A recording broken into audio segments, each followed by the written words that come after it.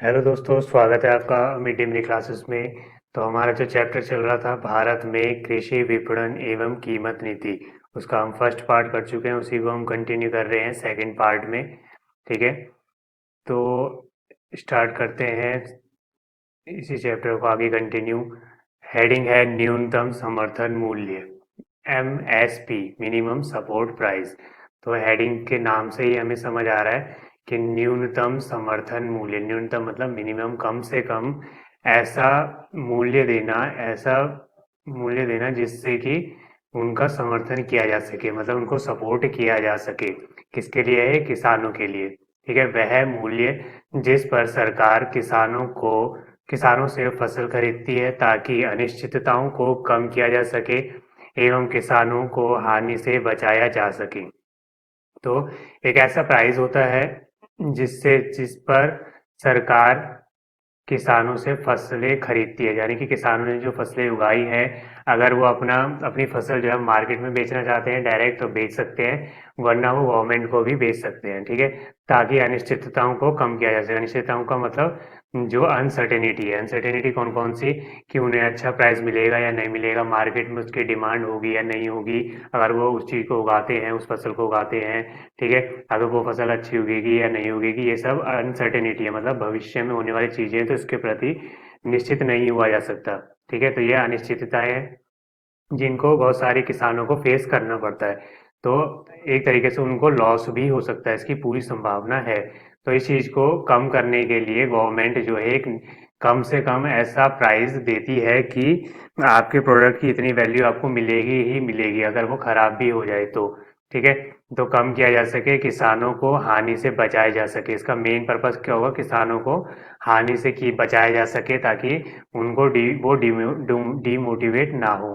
ठीक है, सरकार द्वारा किसानों के लिए लागू की गई यह एक महत्वपूर्ण नीति है, यानी कि गवर्नमेंट ने इसको एक तरीके से बहुत इम्पोर्टेंस देते हुए कि किसान, कई बार ऐसा होता है कि जो किसान है वो, उन्हें बहुत सारी अनिश्चितताओं से होकर गुजरना पड़ता है। उनके बहुत कभी उनकी जो फसलें हैं वो प्रॉफिट होने के बजाय लॉस में गिर जाती हैं पूरी की पूरी, और बहुत सारी सुसाइड्स वगैरह केसेस किसानों के बढ़ते जा रहे हैं।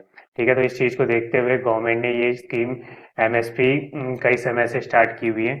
एमएसपी का उद्देश्य किसानों की होने वाली हानि को न्यूनतम कर उन्हें उत्पादन के लिए प्रोत्साहित करना है। ठीक है, उन्हें मोटिवेट करना है, ताकि गवर्नमेंट आपके साथ है, आपको एक लीस्ट प्राइस मिलेगा ही मिलेगा, देश की खाद्यान्न समस्या को कम किया जा सके। ठीक है, क्योंकि आज के समय भी देखा जाए तो भारत की जो जनसंख्या है वो तेजी से बढ़ रही है, उसके लिए खाद्यान्न, खाने पीने की चीजें उतनी ही ज्यादा चाहिए, और उसके लिए जरूरी है कि खेती हो, और खेती के लिए जरूरी है कि किसान खेती करे। और किसान खेती कब करेगा? जब वो मोटिवेट रहेगा। और मोटिवेट कब होगा वो? जब उसको सर्टेन होगा, यानी कि वो, उसको भरोसा होगा कि हाँ, उसकी मदद के लिए गवर्नमेंट है। ठीक है, तभी वो फसलें उगाएगा। तो किसान एक तरीके से देश के लिए बहुत ही ज़्यादा इम्पोर्टेंट है, ताकि देश के खाद्यान्न जो समस्या है उसको कम किया जा सके। ठीक है, लोगों को समय पर भोजन मिल सके। सर, इसी को एमएसपी कहते हैं। आगे है बफर स्टॉक। बफर स्टॉक का मतलब क्या होता है? स्टॉक का मतलब हम सब समझते हैं, स्टॉक का मतलब होता है किसी चीज को जमा करके रखना। तो बफर स्टॉक क्या होता है? विभिन्न कारणों से कृषि उत्पादों के बाजार मूल्य में अचानक होने वाली वृद्धि एवं अस्थिरता को नियंत्रित करने के लिए पहले ही वस्तुओं को भविष्य के लिए संग्रहित कर लिया जाता है, जिसे बफर स्टॉक कहते हैं। इसको समझे क्या होता है कि बहुत सारी ऐसी कंडीशंस होती हैं जब अचानक से कभी जो है कोई अफवाह फैल जाने के कारण, या किसी बाढ़ वजह की वजह से, या फिर अन्य कोई नेचुरल या फिर ह्यूमन डिजास्टर की वजह से ऐसी कोई कंडीशन आ जाती है जब अचानक से किसी प्रोडक्ट की या बहुत सारे प्रोडक्ट्स की जो कॉस्ट है वो अचानक से बढ़ जाती है। तो ऐसे केस में जो गवर्नमेंट है पहले से ही उसका एक मैनेजमेंट करके रखती है कि उसकी उस प्रोडक्ट को पहले से स्टोरेज करके रख लेती है स्टोर हाउसेज में। ठीक है, स्टोर हाउसेज में स्टोर करके रख लेती है, ताकि ऐसे समय पर, ऐसे इमरजेंसी के टाइम पे उसको मार्केट में निकाल कर वो जो एकदम से जो प्राइस बढ़े हैं, ठीक है, तो उसको मैनेज किया जा सके। तो इसे ही बफर स्टॉक कहा जाता है। ठीक है, बाजारों में उत्पादों की कमी होने पर इन्हें बेचा जाता है, यानी कि बाजार में कोई आलू प्याज या अन्य कोई फसल जिसकी फिर कमी हो जाती है तो उसके स्टोरेज में से उसको निकाला जाता है। मुख्य तौर पर अनाज सब्जियों आदि का संग्रह किया जाता है। ठीक है, तो मेनली किन चीज़ों को किया जाता है? अनाज, कुछ भी हो सकता है, वो गेहूँ चावल ये सब चीज़ें, या और सब्जियां हो सकती हैं। ठीक है, एक अगला चैप्टर है छोटा सा, वो है कृषि वित्त के स्रोत। मैं इसी में इंक्लूड कर रहा हूँ इसी वीडियो में। तो देखते हैं इसे भी, कृषि वित्त के क्या क्या स्रोत हैं, यानी कि कृषि करने के लिए, खेती करने के लिए किसान जो पैसा लोन लेते हैं उसके क्या क्या सोर्सेज हैं, कहाँ कहाँ से आता है, उनके पास क्या क्या सोर्सेज हैं जिनसे वो पैसा लेते हैं। तो कृषि वित्त के मुख्यतः दो स्रोत हैं, कौन कौन से? संस्थागत स्रोत और गैर संस्थागत स्रोत। कौन कौन से? संस्थागत और गैर संस्थागत। तो संस्थागत स्रोत क्या होते हैं उसके बारे में देखते हैं। संस्थागत स्रोत ग्रामीण कोऑपरेटिव बैंक, व्यावसायिक बैंक, क्षेत्रीय ग्रामीण बैंक आदि संस्थागत स्रोत के उदाहरण हैं। तो संस्थागत स्रोत का मतलब होता है ऐसे सोर्सेज जो गवर्नमेंट के अंडर रजिस्टर्ड है, ठीक है, जिनमें गवर्नमेंट के नियम कानून लागू होते हैं, उनको संस्थागत बोलते हैं जी। ठीक है, जो एक तरीके से कानूनी तौर पर स्थापित किए गए हैं। तो कोई से इसमें ग्रामीण कोऑपरेटिव बैंक हो सकता है, या फिर व्यवसायिक बैंक जो नॉर्मली बैंक होते हैं, पीएनबी, एसबीआई, ये सब। क्षेत्रीय ग्रामीण बैंक हो सकते हैं, वो पर्टिकुलर लोकेलिटी का बैंक हो सकता है वो। ठीक है, आदि संस्थागत स्रोत के उदाहरण है। 1982 में राष्ट्रीय कृषि और ग्रामीण विकास बैंक नाबार्ड बहुत ही फेमस है, इसके पास शॉर्ट नोट भी आ जाता है। इसके ऊपर आप कुछ डिटेल पढ़ सकते हैं तो जरूर पढ़ना। ठीक है, 1982 में राष्ट्रीय कृषि और ग्रामीण विकास बैंक की स्थापना या नाबार्ड की स्थापना की गई थी, जिसका मेन काम क्या है? यह बैंक संपूर्ण ग्रामीण वित्त व्यवस्था के समन्वय के लिए एक शीर्ष संस्था है, यानी कि एक टॉप लेवल का इंस्टीट्यूशन है जिससे और भी ब्रांचेस निकलती हैं। इसका मेन काम है लोन प्रोवाइड करना ग्रामीण क्षेत्रों में, मेनली कृषि के लिए। ठीक है, ये स्रोत गैर संस्थागत स्रोतों की तुलना में सस्ते होते हैं, क्योंकि इनका एक फिक्स इंटरेस्ट रेट होता है गवर्नमेंट के नियमों के अकॉर्डिंग। ठीक है, गवर्नमेंट के रूल्स जो कानून बने हैं संसद के द्वारा उन्हें फॉलो करने पड़ते हैं, और ना करे तो उन पर कार्यवाही की जाती है। ठीक है, गैर संस्थागत स्रोतों की तुलना में सस्ते होते हैं, परंतु इसके लिए होने वाली प्रक्रिया कठिन होती है। वो कैसे? कि अगर कोई किसान, कोई व्यक्ति इनसे लोन लेना चाहता है तो उसके पास प्रॉपर जो है कागज होने चाहिए, प्रॉपर पेपर वर्क होता है। वो किसी भी भारत के जो अधिकतर किसान हैं वो कैसे हैं? इलिटरेट या फिर कम पढ़े लिखे, कम नॉलेज वाले हैं, तो उनको ऐसी चीजें करनी बहुत ही ज्यादा प्रॉब्लमेटिक लगती हैं। ठीक है, समस्याएं का सामना करना पड़ता है, कागज जुटाने पड़ते हैं।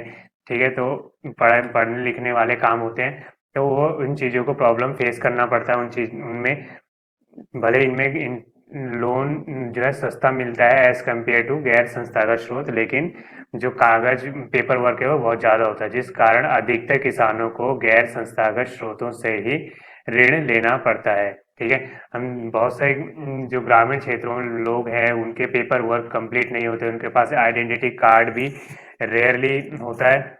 ठीक है, वो काफ़ी नहीं होता लोन लेने के लिए, तो ऐसे में वो गैर संस्थागत स्रोतों के पास जाते हैं ऋण लेने। तो ये हम संस्थागत के बारे में तो पढ़ चुके हैं, गैर संस्थागत स्रोत क्या होता है उसके बारे में पढ़ते हैं।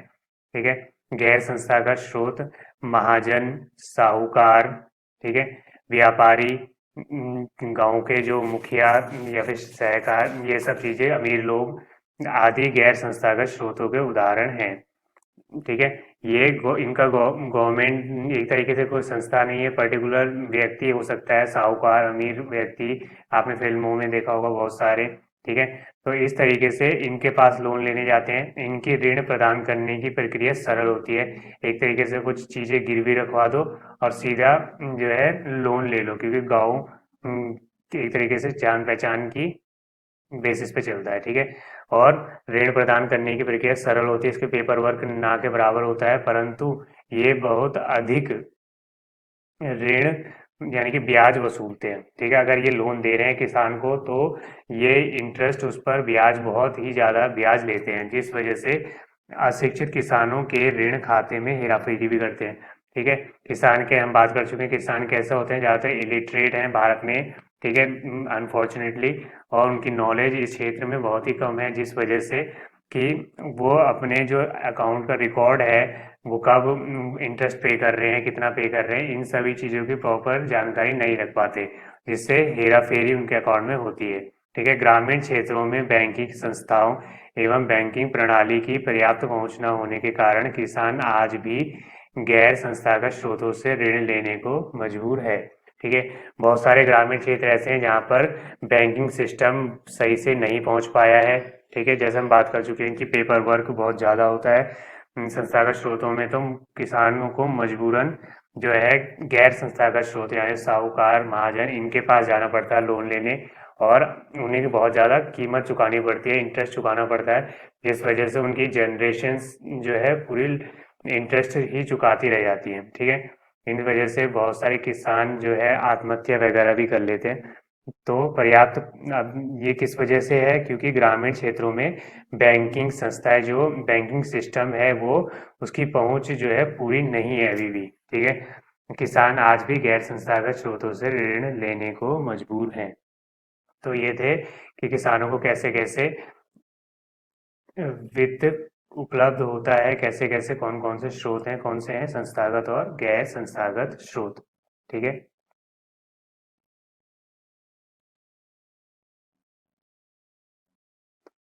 अगली हेडिंग है क्षेत्रीय ग्रामीण बैंक, RRB। बहुत इंपॉर्टेंट हेडिंग एक तरीके से, पेपर में इसके ऊपर शॉर्ट नोट बहुत बार पूछा जाता है। ठीक है, RRB रूरल रीजनल बैंक।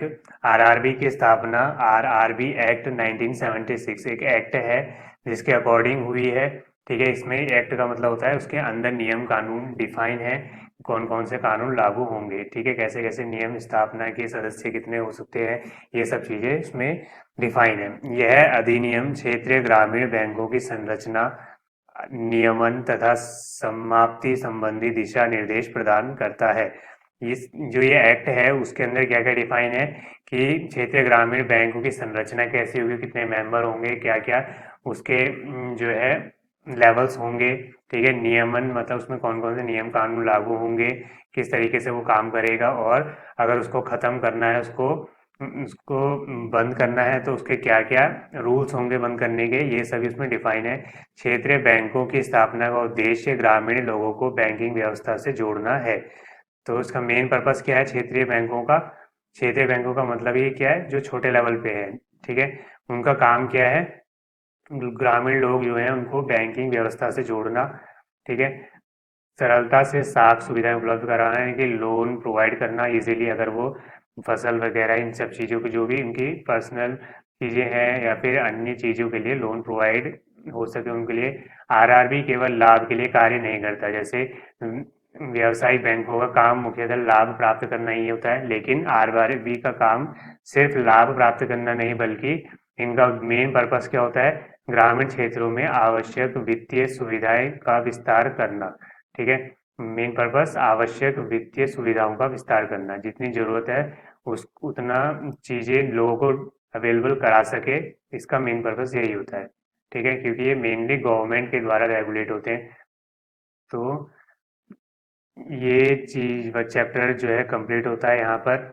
ठीक है, बहुत ही इंपॉर्टेंट चैप्टर है। भारत में कृषि विपणन कीमत नीति, हमने पढ़ा इसके स्रोत क्या क्या होते हैं और कृषि वित्त के स्रोत क्या होते हैं किसानों को। तो अगर दोस्तों, अगर आपको वीडियो पसंद आए तो please like share and subscribe जरूर करें। Thank you.